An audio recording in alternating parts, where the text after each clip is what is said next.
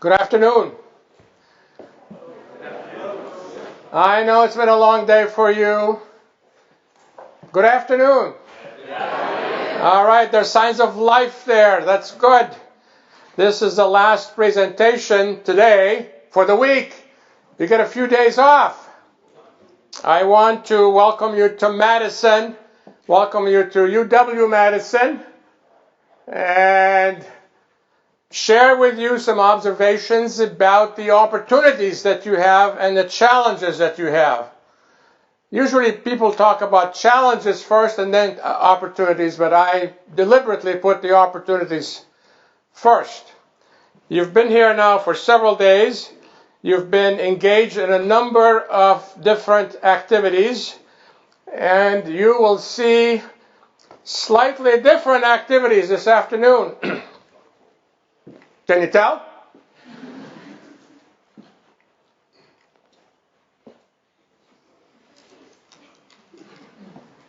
Should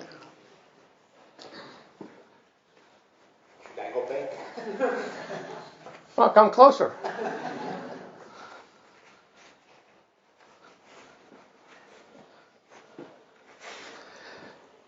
So you've been introduced to a variety of presentations, and these presentations are coming at you very rapidly. It's hard for me to retain much of what has been shared, but I want you to know before I do my first experiment, I am now starting my 50th year as a faculty member here.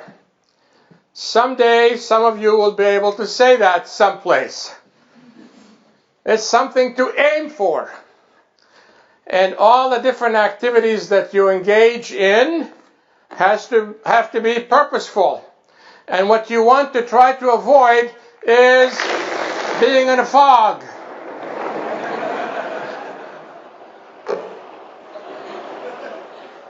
Although fog has its attractiveness, right?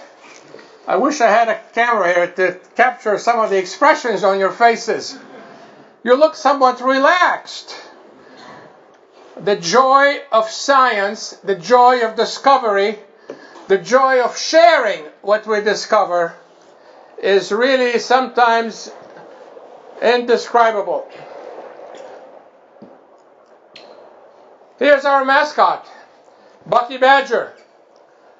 You can easily see that Bucky Badger obeys the safety rules. You see Bucky's goggles? You see the experiment that Bucky is doing? He's mixing two clear colorless liquids that produce a beautiful yellow color. He's mixing lead nitrate with potassium iodide. Actually, the way Bucky is doing it is not the best way to do it. You want to add the lead nitrate instead of adding the potassium iodide, because the beautiful yellow color will develop without using too much of a poisonous, toxic metal. So we all learn from the experiences that we have, and we try to always follow the safety rules. What happened? Bucky disappeared. Bucky wants to go to the snout out tomorrow. There's Bucky. Bucky is doing experiments. You'll be doing experiments. You'll be doing lots of experiments. You'll be thinking. You'll be challenged. I want to congratulate you on having made already the third most important decision you will make in your life. That is to come to graduate school at UW-Madison. The second one is who your thesis advisor will be. That's a choice and a decision you make. And I'll let you think about the most important one that you will be making. How many of you have heard of the Wisconsin idea? Or willing to admit to it anyway? 1, 2, 3, 4 people. Before you end your first year at UW-Madison as a graduate student in chemistry, you should learn what the Wisconsin idea is. Briefly, the Wisconsin idea is about advancing knowledge and serving society. And the Wisconsin idea says that the boundaries of the university are not only the state boundaries, not only the country boundaries, but the world. We all have awesome responsibilities as citizens and as scientists. About halfway through your career here, there'll be an important transition that each one of you will go through. You will transition from being a graduate student and you'll become a scientist. And there are awesome challenges that face science and society. These grand challenges to society and to scientists are listed here. There isn't enough time for me to go through them in detail, but I want to call your attention to what they are. Because each one of them has a great deal to do with what you will be doing research on. And it's for you to make those connections between the research activities that you engage in and whatever it is that can lead to addressing these grand challenges.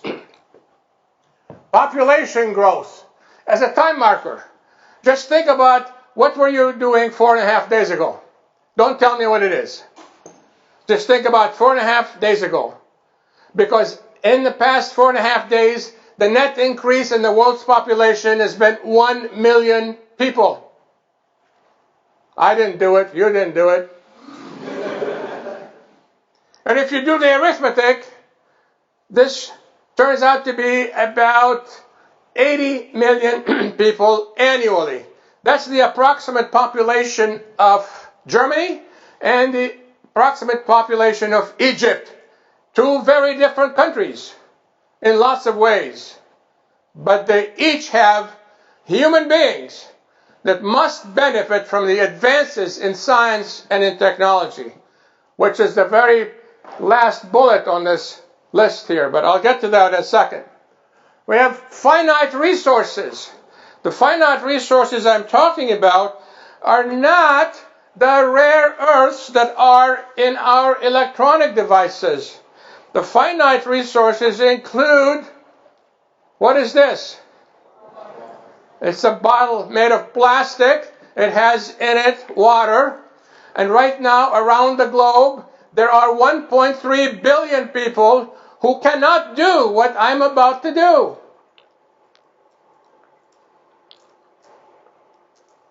Take a sip of potable water. How can we, as learned individuals and communities of learned individuals, tolerate having so many people around the globe not benefiting from advances in science and in technology? And about 1.2 million of those people are in the United States. I ask you to think about the context in which you do your graduate research, but more importantly, the context in which you undergo your graduate education, of which research is a subset, so that we can successfully address these grand challenges that face us as scientists and face society. The third one is malnutrition. And part of malnutrition, obesity. I can speak with authority about that. Spreading disease, deadly violence, war, climate change. And the last bullet is, how can we face the denial of basic human rights, especially the right to benefit from scientific and technological advances? That is really the most important bullet on this list here. And they're all related to each other. They're all related to your contributions when you study science, when you contribute to science, and when you do, more importantly, when you contribute to society. I want to take just a few moments to address one of those grand challenges, climate change. This is the plant hardiness zones in Wisconsin. between the year 1990 and the year 2012. It is a telltale of global warming. Any middle school student can look at this display and figure out what the legend says and can see that there is clear-cut evidence that global warming is happening. And because we live on the shores of beautiful Lake Mendota, here's a display that shows the duration of ice on the surface of the lake. And if you know anything about slopes, you can quickly and immediately and correctly conclude that the duration of ice on the surface of Lake Mendota is getting shorter and shorter. You might ask, why are there zigzags in this graph? And how are these measurements made? That's what science deals with, making measurements, dealing with uncertainties, figuring out pathways to present good, valid solutions to real problems that we have in society. Just to focus for a second or two on Lake Mendota. This graph shares the same information, except it shows where the ice comes off and where the ice comes on. It is unambiguous what these data say. What we do about the data is what I think is a bigger challenge for us beyond gathering the data, validating the data. The consequences of the research that we do is exceedingly important. Here's the Keeling Curve. Raise your hand if you've heard of the Keeling Curve before. All right, you can put your hands down now. Raise your hand if you just heard of the Keeling Curve. Hey, you just heard of the Keeling Curve just now. There it is. You don't want to raise your hand. Okay, we live in a free country. You can do whatever you want to do. You can walk out of this presentation right now if you want to. But be responsible for the action that you take.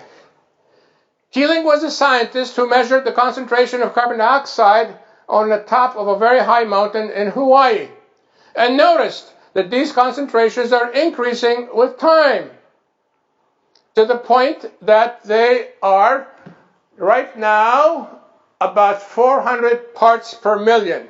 That's a very small number. How can anybody pay attention to parts per million unless you're doing some esoteric research project of some sort? We want everyone in society to pay attention to parts per million. Because as you see in the legend here, 1 part per million of carbon dioxide is 8 gigatons. And if you round off the population of the world from 7.6 billion now to 8, then that's about 1 ton per person. But you all know that we live in the United States, in the industrially developed countries, much better off than other people in the rest of the world. So our contribution is more than 1 part per million. So you think about that as you drive around town. Maybe you want to bike around town. Maybe you want to take the bus. Maybe you want to use less electricity. There are lots of maybes. It's not for me to enumerate what those are, but it's for you. It is incumbent upon you. Because you have been admitted to UW-Madison, you have an awesome responsibility to put in context the research and the education that you are going to benefit from to help society. And by the way, why are there zigzags in this curve? Is it just a little kid doing it?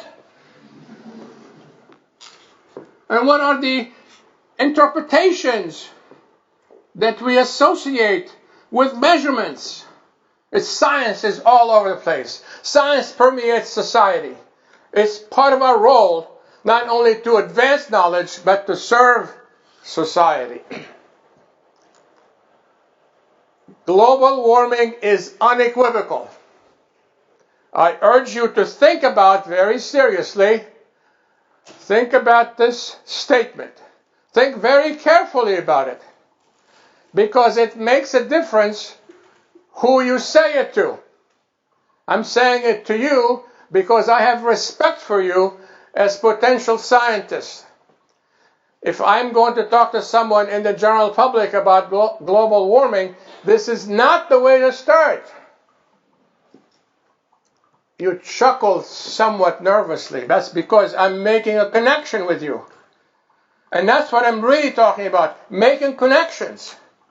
Not only among ourselves, but with the rest of society. It is incumbent upon us as scientists to be scientist citizens and to take responsibility for what we discover and what our colleagues discover and how it relates to advancing society. In about 4 years, and I trust each one of you will aim to finish in 4 years. Your thesis advisor may have other ideas,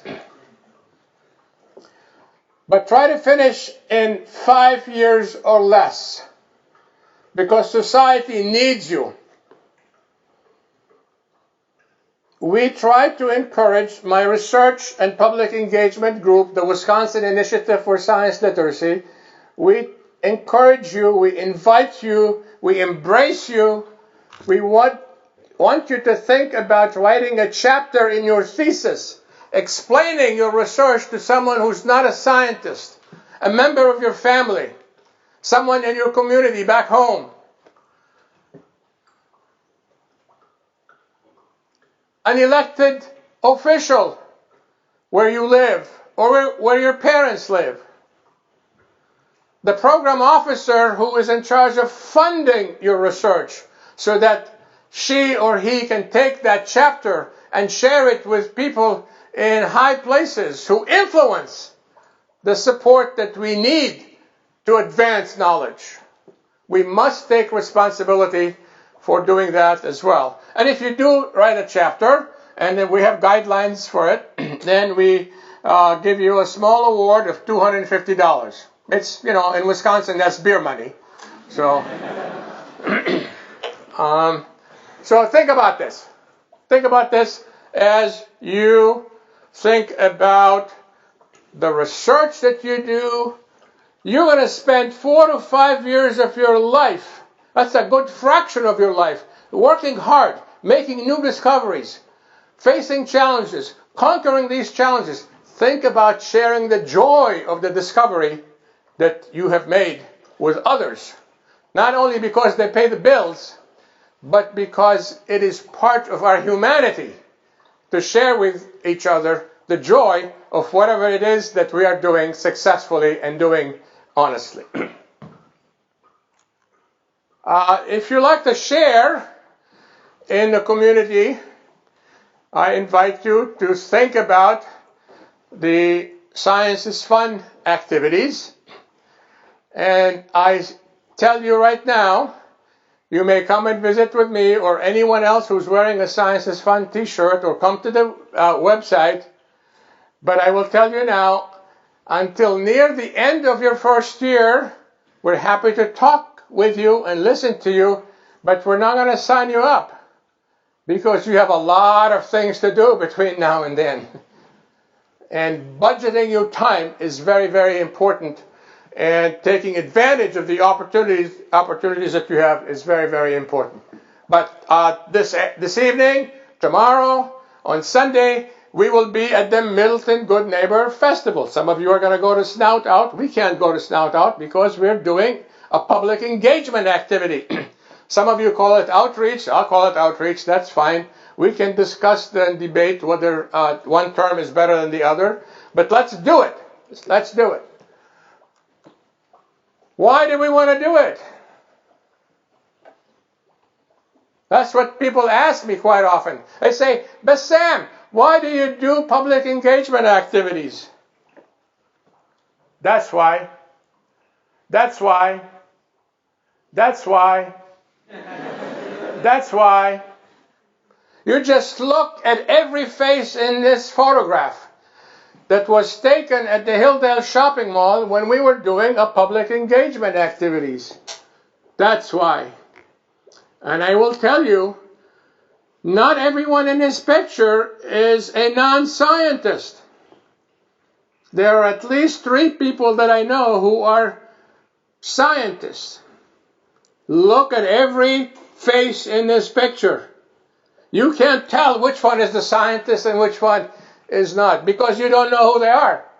I know some of them. This is why we want to engage and spark interest in research activities, but also in the appreciation of science and the appreciation of the wonderful endeavors that we engage in, because we are thankful for those opportunities that we have. Here are some personal challenges for you. Get enough sleep. Hello? Get enough sleep, please. Research shows clearly if you or I or anyone else don't get enough sleep, our functioning is impaired. Get enough sleep. I'm not saying what enough is. You have to figure it out. It's not 5 hours. It's not 6 hours. It's somewhere between 7 and 9 hours every night. You can't make up for deficits in sleep. So, get enough sleep. Enjoy nutritious food and beverages. Nutritious is the operative word there. Actually, the operative word is enjoy. Do physical exercise. Pay close attention to your mental and emotional health. Monitor your professional progress by doing the individual development plan. Did you hear about that? Did somebody come and share that with you? Right? Okay, are you going to do it? Raise your hand if you're going to do it. Make a commitment to me right now that you're going to do it. Some of you are not willing to commit.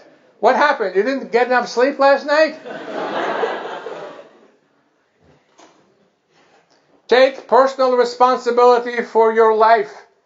As a graduate student at UW-Madison, it's a special opportunity. And you made the decision to come here after you were invited. So do all the right things. Live the Wisconsin idea. Be good and have fun. Have real fun. What it says here, science is fun, we're not talking about any cheap thrills here. We're talking about being intellectually involved and emotionally involved. But let me say something else to you. Fun doesn't change the world. Action changes the world. So have fun, but help change the world.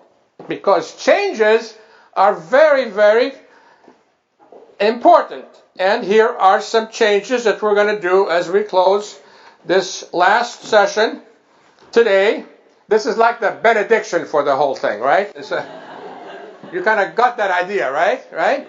I know you have to come back on Tuesday, but I'm here today, not on Tuesday. So here is a set of experiments that are very easy to do, and some of you have done them before.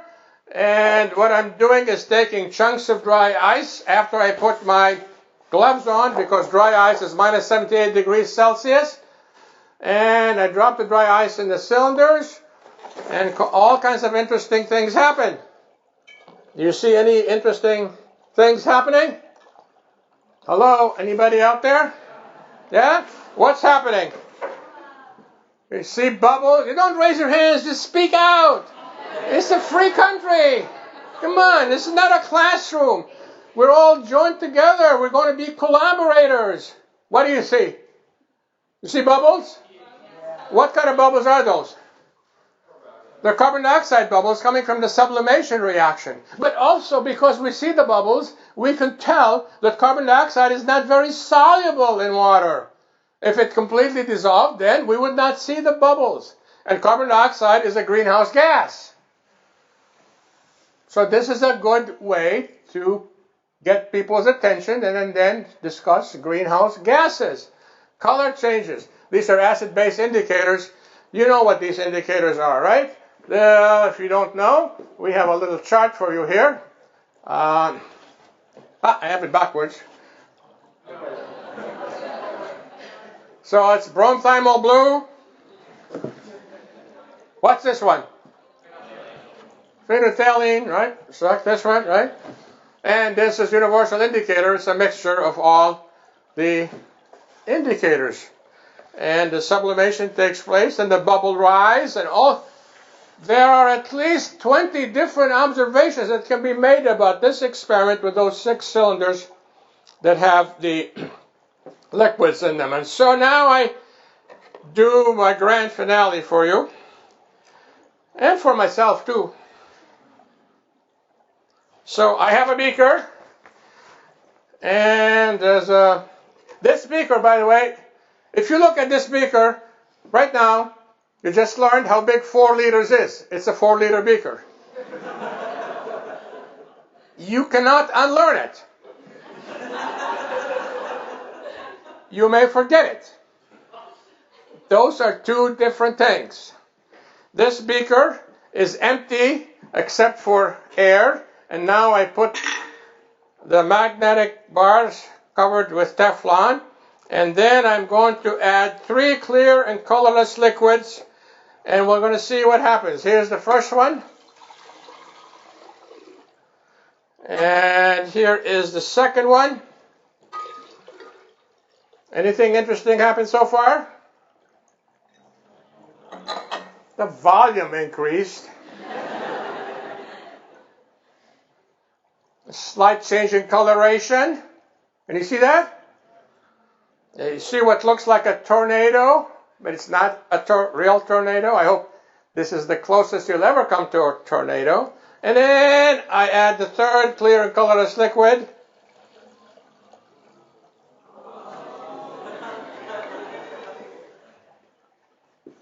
And a beautiful color transformation takes place. Now, when I was looking at it, it was blue in color. What? Is something happening?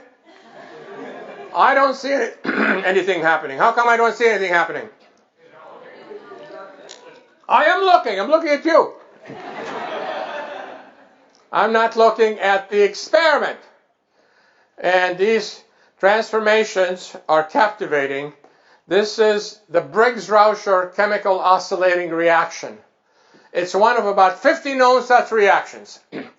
And this is my favorite by far for 2 reasons. One, it was discovered by 2 high school teachers. And it's named after them. Briggs and Rauscher taught high school chemistry and physics in Northern California and published a paper in the Journal of Chemical Education describing this beautiful, captivating set of transformations. The second reason it's special to me is that it took researchers, high-powered researchers, members of the National Academy of Sciences, it took them 9 years to figure out what's going on. So when we do research, we're patient. We pay attention to the experiment. And we learn how to deal with frustrations if we don't come up with immediate gratification for the research that we're engaged in. So I close this presentation, which lasted more than 15 minutes. I'm sorry, Karen.